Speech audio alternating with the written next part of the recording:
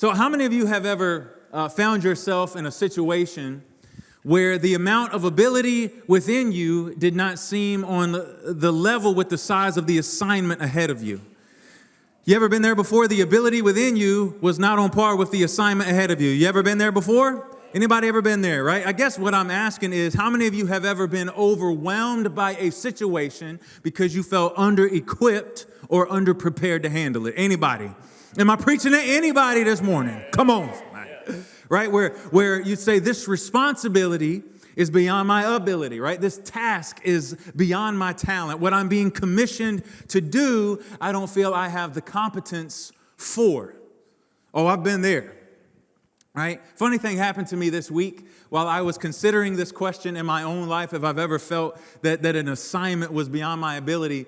I just started thinking back, and as I was reflecting over my past and over all the times I felt under-equipped or under-prepared for a task I was undertaking, or instances where I felt, again, that my ability did not match my assignment. Church, I think what happened to me is I unintentionally unlocked some childhood traumas. Because, like you might think, you might be like, well, for sure, dude, like for sure, planting a church and becoming a lead pastor at the ripe old age of 23 would surely have caused you to felt that way. I don't know how many of you knew this, but I was 23 when we started Elevate. And now I'm 24 and no, just kidding. Now I'm 37. Now I am at an older age, mature. It's like wine up here, just getting better with time. But 23 when I started pastoring Elevate, and you'd be like, man, surely you felt like that task was beyond your talent or that assignment was beyond your ability. And my response would be, no, not really.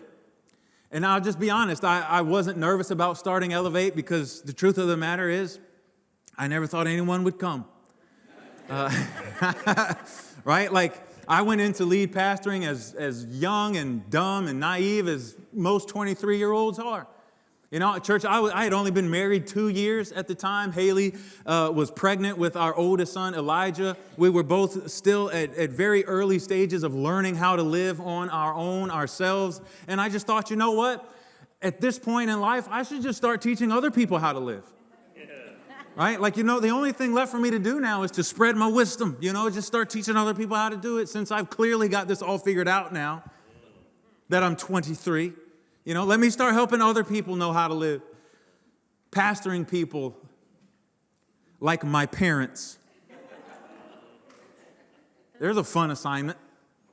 Pastoring my aunt, my uncle, my much, much older sister, who's not here this morning, so I can say that, right? My brother-in-law, pastoring my grandmother. Who does that, right? Like all these people that my whole life I have been listening to them, right? I've been following them and what they tell me to do, and now I'm going to be their leader? Not only that, right, but Jesus, after almost being killed by the people in his hometown, he says a prophet is honored everywhere except in his hometown. Because those people know him, they're familiar with him, they watched him grow up, right? It makes it difficult. So what do? I say, let's start a church right here in my hometown. Great idea.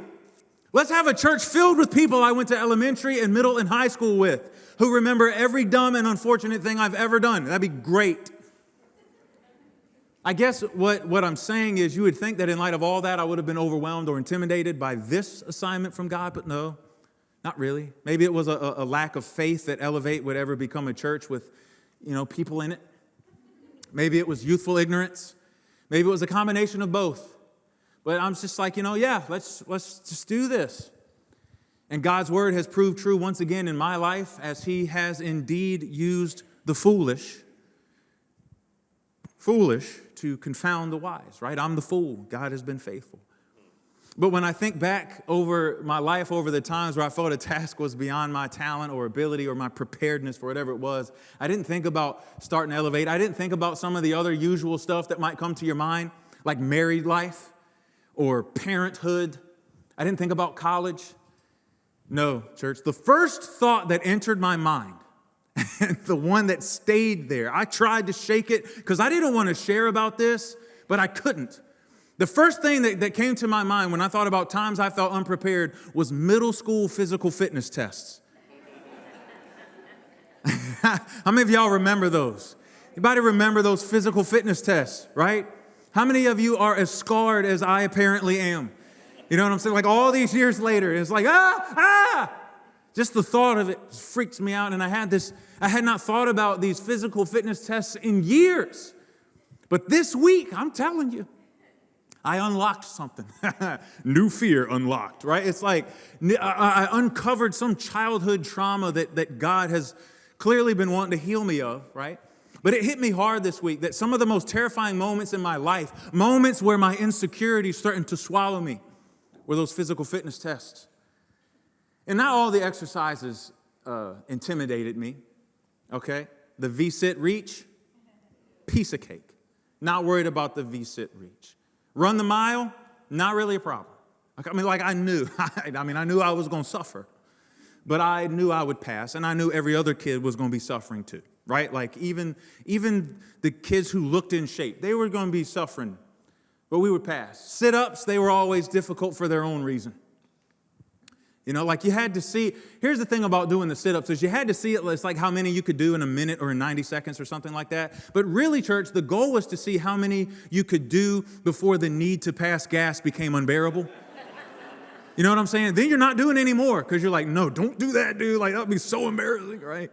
And then there was always that one kid who just pushed through and just pushed one out, you know, and like everybody else is done. Because I don't know if you know this, it's nearly impossible to do a sit-up when you are dying from laughter, right? But the one that struck my heart with terror, church, was the pull-ups. Yeah. See, when I was in middle school, I'm just going to let you know, I was far from physically fit. And I was a long way from light.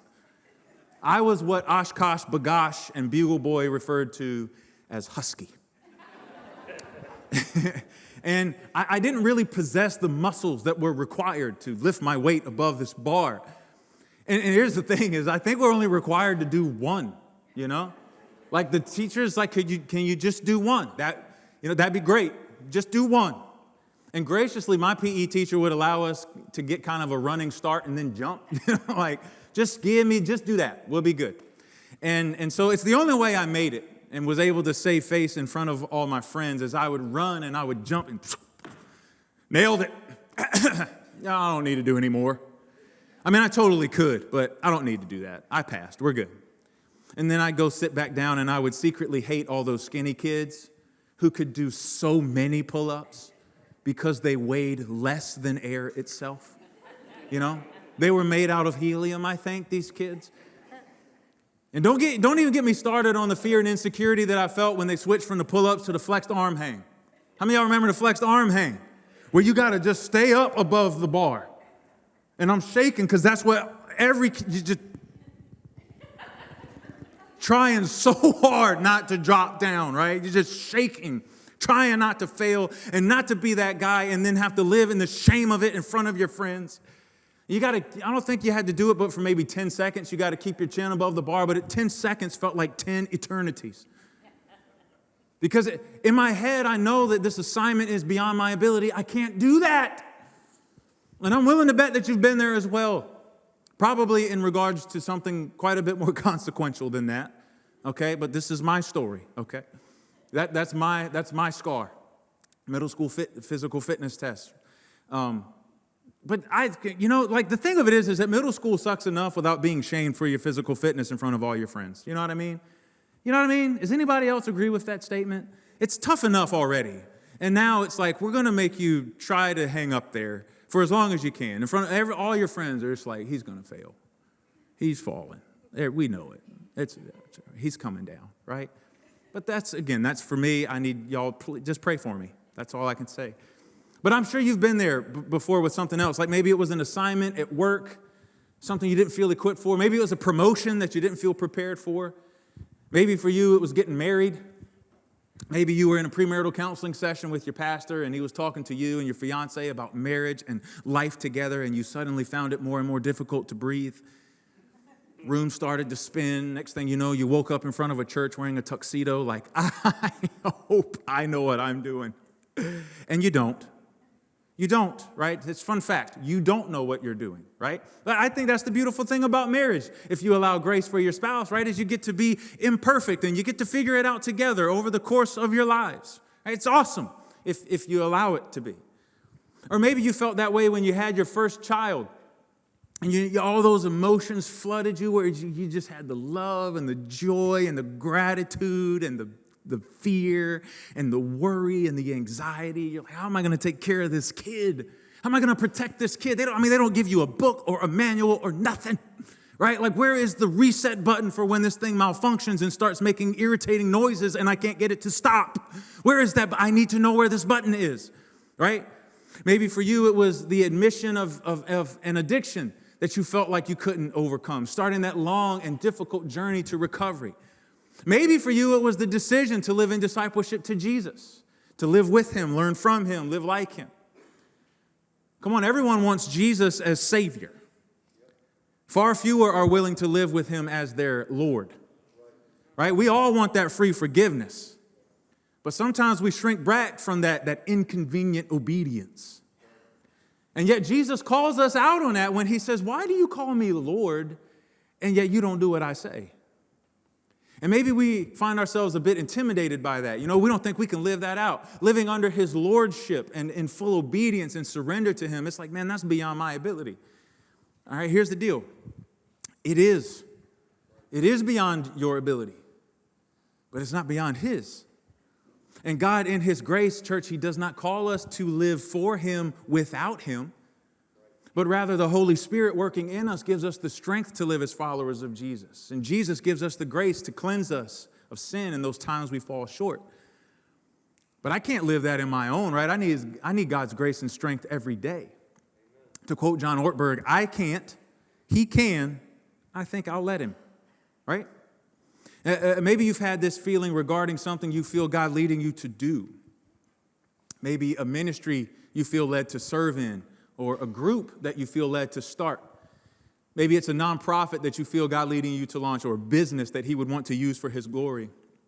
Maybe you feel led to be a missionary overseas. Maybe you feel led to have a conversation with a coworker. And all of it feels way bigger than you and beyond your ability. But church, however we've experienced or encountered this before, we've all found ourselves in situations where we can sometimes be blinded by the size of the assignment.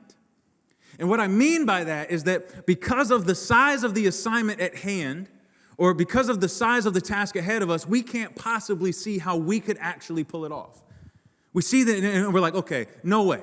No way I can do that. That's beyond me. That's beyond my ability. That's outside of my sphere of expertise. That has surpassed my skill set. No way. And so because the mountain ahead of us is bigger than us, we've made up our minds we could never climb it. So I'm sure we've all experienced this at some point where the size of the assignment ahead of us can blind us to the abilities in us, the people around us, and even the God who is with us. And in this, we can sometimes feel defeated and hopeless before we even begin. I think about Moses in Exodus 3. Scripture tells us that an angel of the Lord appeared to him in flames of fire from within a bush. And that when Moses saw the flames, but that the bush was not consumed, he's like, what? That's wild. I got to go check that out. And so as he did, God spoke to him and said that he had seen the suffering of his people in Egypt. He had seen their suffering in slavery. And that as he had seen this suffering, God says that he's now sending Moses to lead them to freedom. And Moses, church, he responds like most of us probably would.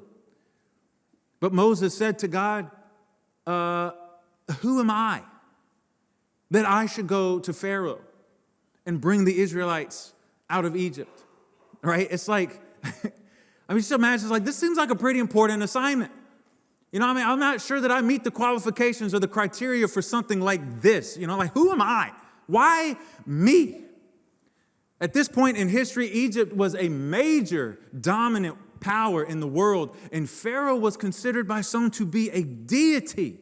Moses was a shepherd in the wilderness and a 40-year fugitive on the run for murder. No one would blame Moses for thinking, he was like, I'm one man, that's an empire. I'm a shepherd. That's the most powerful man on the planet. I'm nothing. I'm no one. I'm nobody. And this task seems like it should be handled by a somebody, right? I'm a nobody. And he would say, not just a somebody. He would continue, he was like, not just a somebody, but how about just anybody, right? Like anybody other than me. That'd be great. But then God responds with 5 words, church, that press mute on every argument that Moses has. God says, I will be with you. And you can almost sense God leading Moses as though to say, Moses, I know who you are. Do you know who I am? I know who you are. Do you know who I am? And he goes on to tell Moses who he is. As this is the chapter, this is the moment where we first get God's divine name, Yahweh. He goes on to demonstrate how he's going to prove himself present with Moses. And for every excuse Moses gives, God gives Moses another example of how he's going to be with him. As though to remind Moses the size of the assignment is not greater than the one who is assigning it. Yeah, Moses, this is big, but it's not bigger than God. I think about the Israelites in Numbers 13 and 14. They're on the verge of entering the promised land, but they refused to go in because the people who were living there were giants. And so 10 spies, they came back from spying on the land, and they spread fear throughout the people of Israel and convinced them that to trust God and to go in would be a death sentence. And yet one man, Joshua, stood up. Now, Joshua and Caleb both came back with faith, but Joshua is the one in Numbers 14 who speaks up and he says, no, the opposite is true. That actually not to trust God would be a death sentence. And he says to the people, he says, their protection is gone, but the Lord is with us. Do not be afraid of them. In other words, yeah, it's a big assignment, but it's not bigger than the one who assigned it. We talked about a guy named Gideon last week and how God was calling him to use him to free the Israelites from a neighboring nation that was constantly oppressing them and stealing their crops and destroying their resources. And so with the Israelites on the brink of starvation, the Lord turned to Gideon and said, go in the strength you have and save Israel out of Midian's hands. Am I not sending you?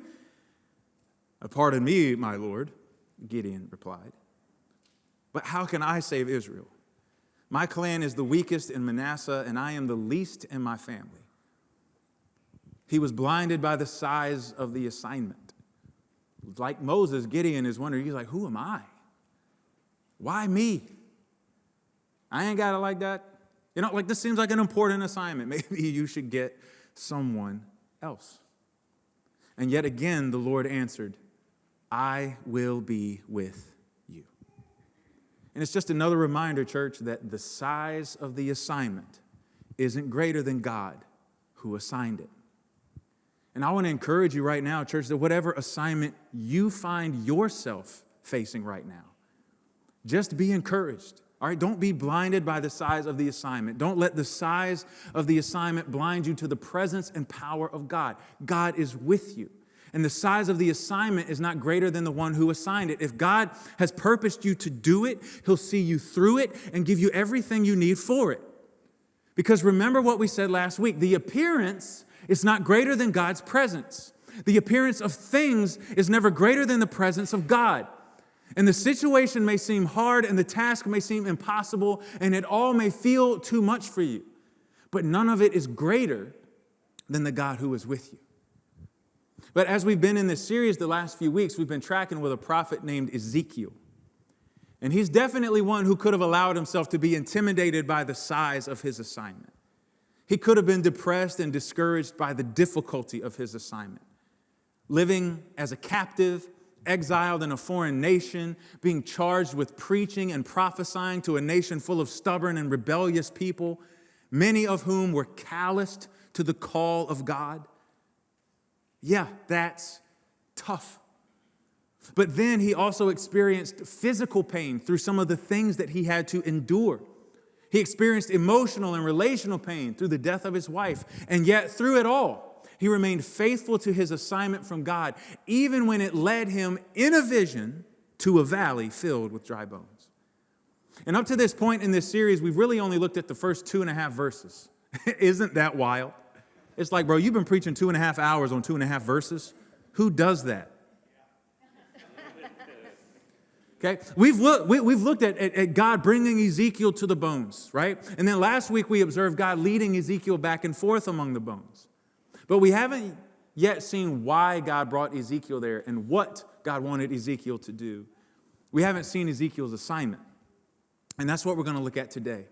So God has brought Ezekiel to the bones. He's led them back and forth. And then picking up in verse 3, the Lord is about to ask Ezekiel a question about the bones. Ezekiel writes, he asked me, Son of man, can these bones live? I said, Sovereign Lord, you know. Right? What a great response. You know what I mean? When God asks you a question, it's like, you know what? You know. I have no idea. Right? Like, you got this.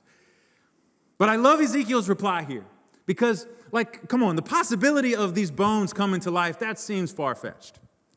And yet Ezekiel knows God enough to know, it's like, hey, you know, if you can create life out of dirt in the Garden of Eden, you know, I'm not going to say that anything is off the table in terms of what's possible, right? Like if you can bring life out of dirt, you can bring life from bones. But it still seems kind of out there. So, you know what you can do, right? And in verse 4, we're introduced to why God brought Ezekiel to the bones and what his assignment would be. Check this out. Then the Lord said to Ezekiel, prophesy to these bones and say to them, talk to the bones, dry bones, hear the word of the Lord. You ever felt like God was telling you to do something weird? You know what I mean? Like I've had these moments where it's been something weird. And I just like, God, was that you? Like that seems weird. Like sometimes I'll be running and I'll see a piece of trash and it's just like in my gut, it's like, you should pick that up, throw it away. And I'm like, that's not my trash.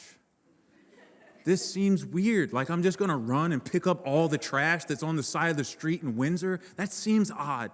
I'm 4 miles from my house right now. I'm going to carry this garbage 4 miles.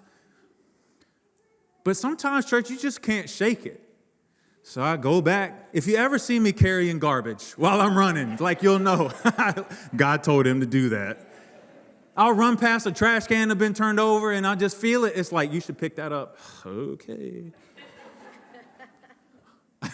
I'm the garbage man here in town. That's fine.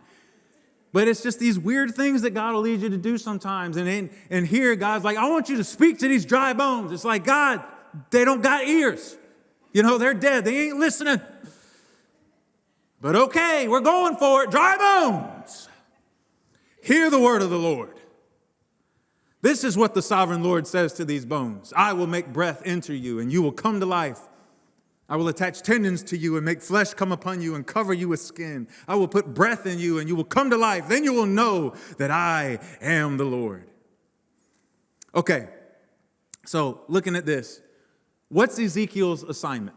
All right, I'm going to give you a hint. His assignment is not to bring the dead bones to life. His assignment was not to put flesh and tendons on the bones. It was not to reconstruct the bodies and bring them to life. God wasn't like, I want you to play Legos and go pick some bones up and fit them back together. This isn't IKEA, you know what I'm saying? Like, you don't have to reassemble this or assemble it for the first time. I don't know. What's his assignment, church? To prophesy, to speak. Verse 4 again, then he said to me, prophesy to these bones and say to them.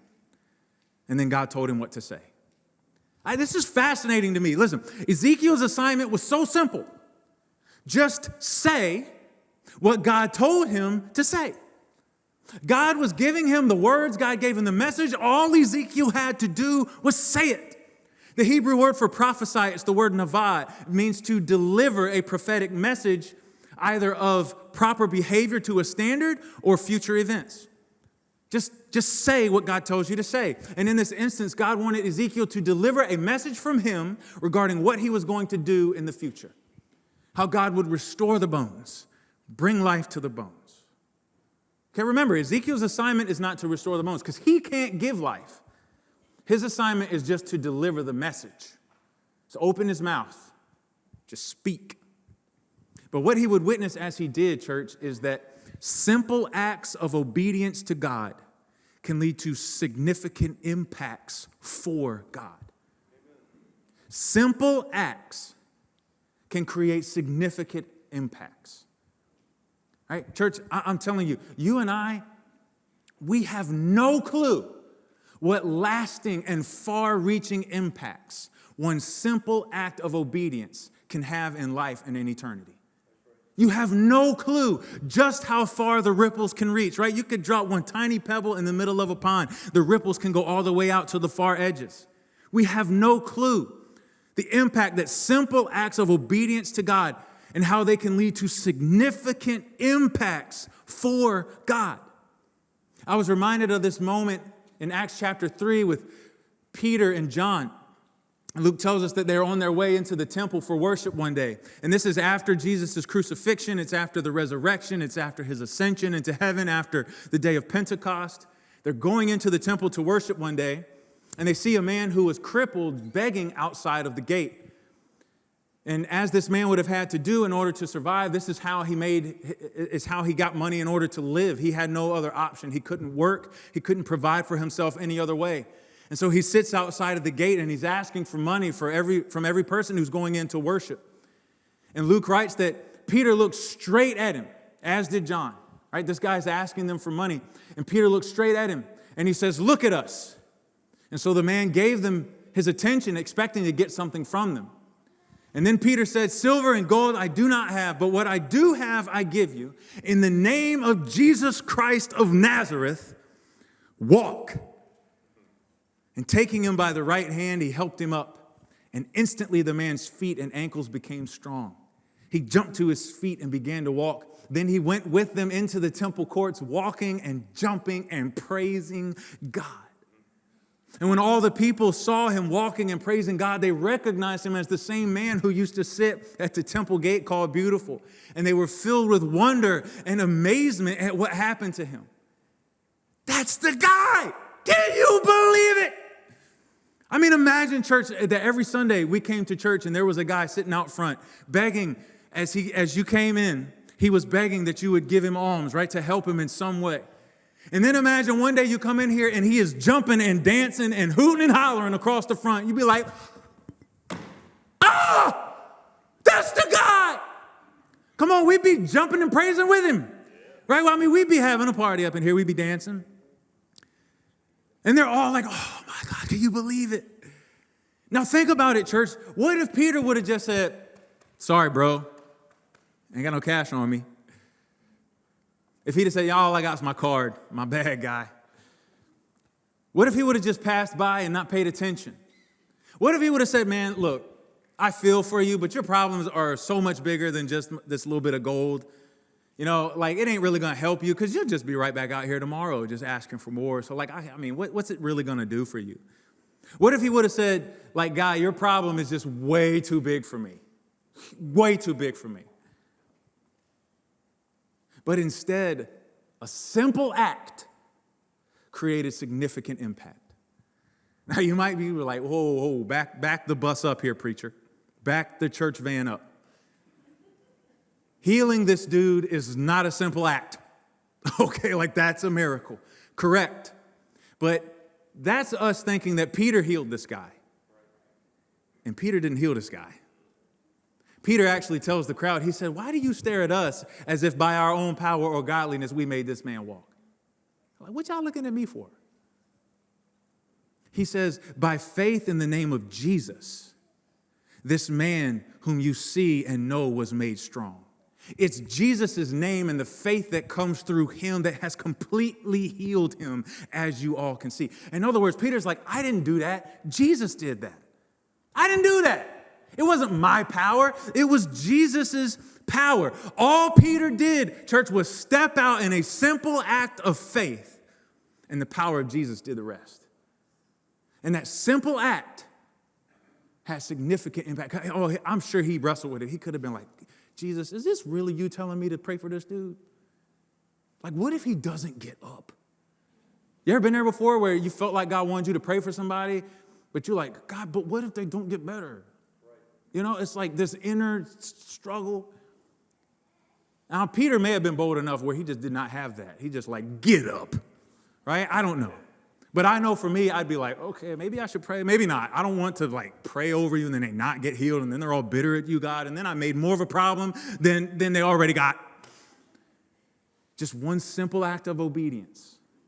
Significant impact. And not only for the man, but for many who heard Peter's words that day. Luke tells us as a result, many who heard the message believed. So the number of men who believed grew to about 5,000.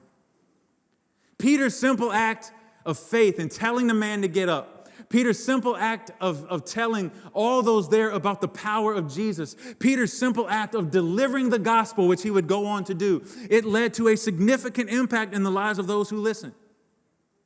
Okay, listen, church, don't underestimate the power and impact one simple act of obedience to God can make. The assignment may seem too big for you sometimes, but it's not bigger than the one who assigned it. That mountain may seem huge, but climbing it is actually very simple. It's just one step at a time. Do you guys know that's how you climb a mountain? Just one step at a time. My oldest son, Elijah, and I, we have a tradition where we go hiking every fall. And one of our favorite hikes is a mountain called Old Rag. And one of the things that's really cool about this mountain is that you can actually see the whole thing when you're driving to it. It's kind of on the verge of this mountain range, and so you just when you turn a corner, it's like there it is. And I remember the first time we hiked it, as we turned down the road to get to the parking lot at the base of it, I looked over to the mountain. I'm looking up there, and I'm like, "That's where we're going." And Elijah, I think he was 10 at the time, and I'm looking at his face, and I see excitement on his face. He's like, ah. There's also a hint of intimidation. It's like, that's pretty up there, And once we got on the trail, we started hiking. The mantra that I kept repeating, it's one step at a time. It's one step at a time. We'll get to the top, one step at a time. We ain't got to climb the whole thing all at once. We ain't got to rush to the top. Nothing will ruin your hiking experience more than when you first start thinking, how long to the top? It's just like, bro, enjoy the process. How much further we got? However long it takes. Let's just keep going, one step at a time. And steadily, one foot in front of the other, we're going to make it. And eventually, church, we climbed up 2,608 feet. Made it to the summit, which is about 3,284 feet above sea level. We did it, 2,608 feet. One small step at a time. It's just that simple act of taking the next step that ultimately got us to the summit of the mountain that we had come to climb. And church, I know some of you probably feel like you got some mountains to climb in your own life. You are staring at a mountain. Maybe it's a mountain in your marriage, or a mountain with your kids, or in your career. Maybe it's a mountain of an addiction or a battle with depression. Maybe it's following in faith, right? This path that you feel God is leading you on in your calling. And it just seems daunting and insurmountable. But I want to encourage you, you don't have to climb the whole thing at once. And you're never doing it alone. Instead of only focusing on the summit and making it to the top, I want to encourage you, just focus on the next step. The next step, right? That simple act of taking the next step in obedience to God. And then here's what you do after that. Focus on taking the next step, right? Just doing the next right thing. And what you're going to see is that cumulatively, those simple acts of taking the next steps and taking them with God as your guide and strength, there's going to come a day where that summit comes into view. And you'll be able to look back and look down on all that God has done and all that He's brought you through. And you'll see it. You will see it, how just simple acts of obedience to God has led to significant impacts for God. Maybe some of us this morning, as we consider the assignment that God has for us, maybe we need to stop looking at the assignment as a whole and just start asking God, here's your prayer for when you leave today. Father, what's the first step? Just what's the first step? I'm going to give you a hint. Start a business is not a step, right? Plant a church It's not a step. There is at least one before that. Okay, come on. See, the point is, climbing the mountain isn't the first step. Break it down into something manageable, less intimidating. Ask God, what's the first step? And this is the case for whatever assignment you feel God is giving for you. Focus on the step ahead of you and the God who is beside you, and just take the next step and watch God bring the significant impact. And I mean, trust God to bring the impact. Because what we see with this example with Peter, what we witness with Ezekiel as well, is that our responsibility is obedience. God's responsibility is the results. Peter said it. We didn't heal this man. It was Jesus. We acted in faith. Jesus brought the results. Look at Ezekiel 37 again. God says, prophesy to these bones and say to them, dry bones, hear the word of the Lord. This is what the sovereign Lord says to these bones. I will make breath enter you, and you will come to life. I will attach tendons to you and make flesh come upon you and cover you with skin. I will put breath in you, and you will come to life. Then you will know that I am the Lord. What do we witness? We witness Ezekiel says the words, but it's God who does the work. Our responsibility is to obey. God is responsible for the results, right? We're responsible to do whatever it is God has assigned us to do, but we are not responsible for the results of the assignment. We're responsible to engage in the simple acts. God is responsible for the significant impact. And when it comes to sharing the gospel of Jesus with those in the community around us, our responsibility is submission to God's call. God is responsible for the salvation in people's lives. Come on, church, we couldn't save ourselves. We can't save others. And in Mark 10, as the disciples wonder about who can be saved, Jesus tells them plainly, he says, with man, this is impossible, but not with God. All things are possible with God. And sometimes I think we get discouraged because maybe we're not seeing the change in people's lives we long to see. We love them, right? And so we want them to know and to love Jesus and to be saved by Jesus and to be freed and forgiven by Jesus. And sometimes you and I can get so discouraged when people that we feel called to reach don't seem any closer to the salvation that we long for them to have. We can feel like that maybe that mountain is too much for us to climb. And I just want to encourage you again, church, simple acts can create significant impacts. Don't look at the mountain. Just look for your next opportunity to love. Look for your next opportunity to say the words through which God can do the work. You keep responding in simple obedience to God and trust God with the results. As Paul says to the church in Corinth, he says that he can plant a seed, another can water it, but it's God who makes things grow. We got to be faithful in our part, but then we trust God to be faithful in His. And that's in regards to whatever assignment you feel God giving you. But as you engage in the assignment, I want to encourage you with my final point for today. And that is that there is a process to being put together. Somebody say it's a process. It's a process. And we cannot rush it or resist it. God works and moves in His way, in His time. When we think about the examples I gave at the beginning of the sermon, you think about Moses being tasked or assigned the task of leading the Israelites out of slavery in Egypt. We think about the Israelites moving into the promised land. Gideon being used by God to free the Israelites from Midianite oppression.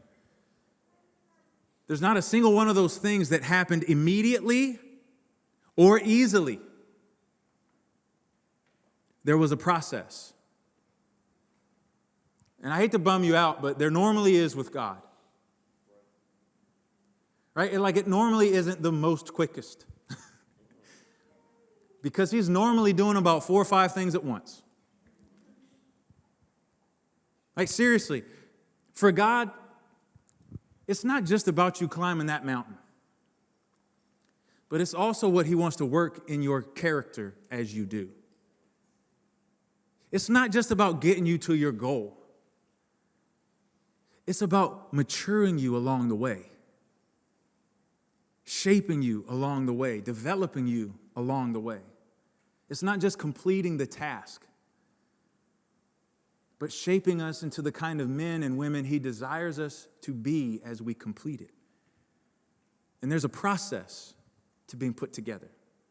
As we witness with Ezekiel, verse 7, he says, so I prophesied as I was commanded, right? There's the simple obedience. And as I was prophesying, there was a noise, a rattling sound, and the bones came together, bone to bone. And I looked, and tendons and flesh appeared on them, and skin covered them, but there was no breath in them. And then he said to me, prophesy to the breath.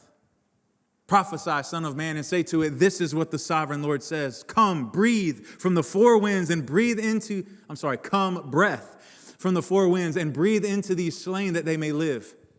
So I prophesied as he commanded me, and breath entered them. They came to life and they stood on their feet, a vast army. You see it, right? There's a process. It didn't all happen at once, right? The bones didn't just, now they're people. They went from a pile of bones to an army of people. Nope. At first, there was a sound. This is the sound of dry bones rattling. Boom, boom, boom. Come on. They came together, bone to bone. Tendons and flesh appeared on them. Then skin covered them. Then they stood there lifeless. And then God had Ezekiel prophesy again to the breath, and the breath entered the bodies, and then they stood there, alive, an army. It was a process. And church, look, trust me. I know we can sometimes get impatient in the process. We get impatient with God because we want him to work more quickly. I was talking to a friend of mine one time, was going through something, and I was like, look, bro, you got to be patient with God. You got to be patient with yourself. All right? It took 15 years to get to this point in this pit. You're not going to get out in 15 seconds. Now, can God do it? Of course he can. But normally there's a process because of what he wants to develop in us on the way out of the pit. And so I said, look, man, you got to be patient with God. And we can get impatient. We can get impatient with ourselves. Oh, my goodness. We want to be better. We want to be healed. We want to be well. We want to stop struggling. And maybe you've prayed this before. And I mean, like, I'll do something or I'll say something or think something like, you idiot. Why are you still doing it? Like, why are you still saying stuff? Like, why is it still a thing for you? I'm telling you, whatever negative thing you've ever thought about me, child's play compared to what I thought about myself, okay? It's like, you are the biggest dummy. How are you still struggling with this? I get so impatient with myself. It's like, man, how long are you going to let this rule you? We want to be free from the bondage or the brokenness. We don't want to deal with these remnants from our past. We get down on ourselves. We find ourselves struggling like, bro, different day, same devils. And it's like, how long, Lord? How long am I going to keep falling prey to this or giving in to this or being haunted by this? When will I finally get it? When will I break through? When will I finally break free? Get so impatient with ourselves in the process. Church, we can get impatient with others. Hello. We can get impatient with others when they're not moving towards Christ-likeness as quickly as we prefer. And it just do us a lot of good to remember being put together is a process. Sure, salvation happens in a moment, but sanctification happens over a lifetime. Right? What I mean by that is we can be forgiven of our sins in an instant. The moment we place our trust in Christ and his blood washes over us and forgives us and cleanses us of all of our sin and all unrighteousness, we are forgiven and cleansed, our souls are saved. See, church, getting the sin off of us can happen in a moment, but getting the sin out of us, that takes the rest of our lives. And what I mean by that is Jesus frees us and gives us eternal life when we place our faith in him, absolutely. But the process of then learning to live like him, saying no to sin and yes to Jesus, to responding to situations according to our faith instead of our flesh, learning to do that, It takes a little bit longer. Yeah. In fact, Paul, he clues us in on this process. He says, continue to work out your salvation with fear and trembling. For it's God who works in you to will and act in order to fulfill his good purpose. The Greek word translated work out there, it means to put into effect. Right? We're to put our salvation into effect by applying it to situations in our lives. We're saved by God's grace through faith in Jesus. Now we need to put that into effect by living it out, by living according to it.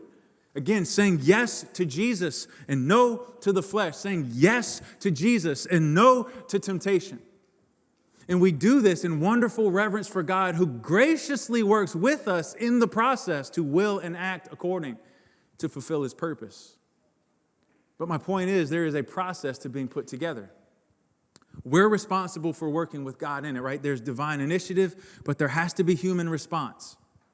But we got to be patient in the process. Patient with ourselves as God brings breath to the bones, but also patient with those that God has called and commissioned us to speak the message of the gospel to. And what we'll witness is that if we are, and we continue to love through simple acts of obedience to God, it can lead to significant impacts for God in our lives and in the lives of others. Okay, so wrapping this up this morning in record time. Church, I know sometimes we can be blinded by the size of the assignment. I get it. We can feel like what God has called us to is way beyond our ability. We can feel like the mountain before us surpasses our ability to climb it. But I want you to be encouraged that the size of the assignment is never greater than the one who assigned it. If God assigned you, he will sustain you, and he will see you through, and he will equip you for whatever it is he has called you to. Just remember what Moses, the Israelites, and Gideon needed to be reminded of. Remember, God is with you. He was with them, and he's with you. So just start with simple acts, church, because simple acts of obedience to God can lead to significant impacts for God. Just as we witnessed with Ezekiel speaking to the bones. This don't make sense, but you told me to do it, so I'm going to do it. Peter speaking to the crippled beggar, I don't know if this is going to work, but I feel like I should, so guy, get up. If we will act in faith-filled obedience, God can use those moments to do the miraculous, to bring help and hope and healing, to bring life in places of death. And in that, church, I want to encourage you to remember that our responsibility is obedience. God is responsible for the results. So don't get discouraged if things don't happen like you might expect, or if you don't get the results you're after right away, because in God's eyes, success is not measured in outcomes, but in faithfulness. Let me say it again. Success in God's eyes is not measured in outcomes, but in faithfulness. He says, well done, good and faithful servant. Because we can't do God's work. Only he can. So let him carry that responsibility, and don't you try to carry it for him. And don't get discouraged if things take longer than you'd hope. You just remember there's a process for being put together, both for you and for others, and for whatever call God has placed on your life. You be consistent to show up and allow God the room and opportunity to show off. And he'll do it.